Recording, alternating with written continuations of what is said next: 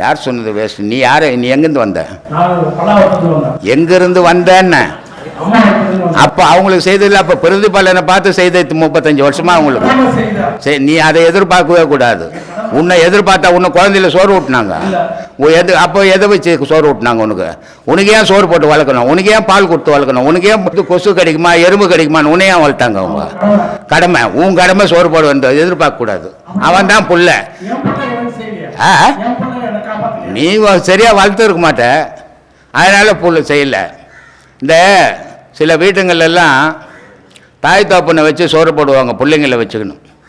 அப்போ ஏன் போடணும்னு என்ன கட்டாயன்னா, இவனுக்கு தேவைப்படுறதுக்கு இவன் தாய் தோப்பனுக்கு செய்து காட்டினா அந்த புள்ள பழகுது. அதை நம்ம ஆயாவுக்கு சாப்பாடு போடுறாங்க, நம்ம தாத்தாவுக்கு சாப்பாடு கொடுக்குறாரு, நம்ம ஆயாவுக்கு பணம் கொடுக்குறாரு, நம்ம தாத்தாவுக்கு பணம் கொடுக்குறாரு.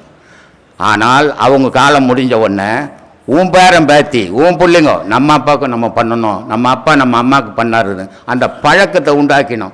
குழந்தைங்க கிட்ட பிறக்கும் போது இந்த வெறுப்பு உண்டாக்குனா அது தாய் தகப்பனை விட்டு போயிடும். ரெண்டாவது, காசே பணம் புள்ள சம்பாரிச்சு கொடுக்குறான், நான் சம்பாரிச்சு கொடுக்குறான்னு ஏன் பண்ணுற தாய் தகப்பன் கதியெல்லாம் நடுவோடு தான். புள்ளையாக தான் நினைக்கணும், பணமாக நினைக்கக்கூடாது. அவன் பணத்துக்காக புள்ள இல்லை, உறவுக்காக புள்ள, உரிமைக்காக புள்ள, அதை மட்டும் நினைக்கணும். அவன் பணம் வருமா பிள்ளைய பார்த்தா அவன் தகப்பனும் கிடையாது, அவன் பிள்ளையும் கிடையாது. அதனால பழக்க வழக்கம் நம்ம செய்யறது தான். மாறா செய்தது மக்களுக்குன்னுவான். நம்ம என்ன கற்றுக் கொடுக்குறோமோ அதுதான் அது வறுமுறையாக வரும். அதை சம்பாதிக்கிறது மட்டும் குறிக்கோளை காப்பாற்றினா பாசம் அழிஞ்சு போயிடும்.